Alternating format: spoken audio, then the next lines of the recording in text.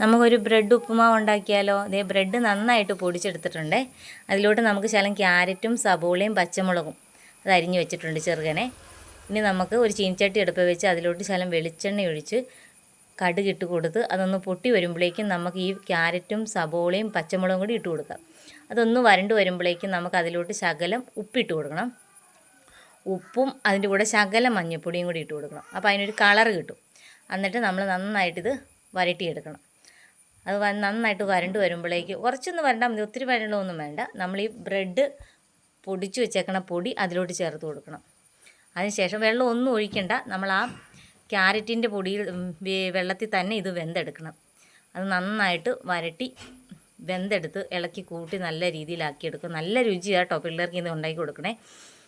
പിള്ളേർക്ക് ബ്രെഡൊക്കെ തന്നെ തിന്നാൻ ചിലപ്പം ബ്രെഡിൻ്റെ കൂടെ മുട്ട വേണം പിള്ളേർക്ക്. അപ്പോൾ ഇതിങ്ങൊന്നും ഉണ്ടാക്കി കൊടുത്തു കഴിഞ്ഞാൽ പിള്ളേരുടെ കൂടെ പച്ചക്കറിയും പൊക്കോളും. ഇതേന്നുണ്ടോ നമ്മുടെ ബ്രെഡ് കണ്ടോ? ബ്രെഡ് ഉപ്പുമാവ് എന്ത് നല്ല ടേസ്റ്റി ഉപ്പുമാവെന്നറിയോ? പ്രത്യേകിച്ച് പഞ്ചസാര ഇട്ട് കൊടുക്കണ്ട, പഴം വേണ്ട, ഒന്നും വേണ്ട. ഇതങ്ങനെ തന്നെ നമുക്ക് തിന്നാം ചായ ഉണ്ടെങ്കിൽ. അപ്പോൾ എല്ലാവരും ഇത് വീട്ടിലൊന്ന് ചെയ്ത് കൊടുക്കണേ. ഇഷ്ടപ്പെട്ടാൽ ഒന്ന് സബ്സ്ക്രൈബ് ചെയ്യണം, ലൈക്ക് ചെയ്യണം, ഷെയർ ചെയ്യണം. Bye bye.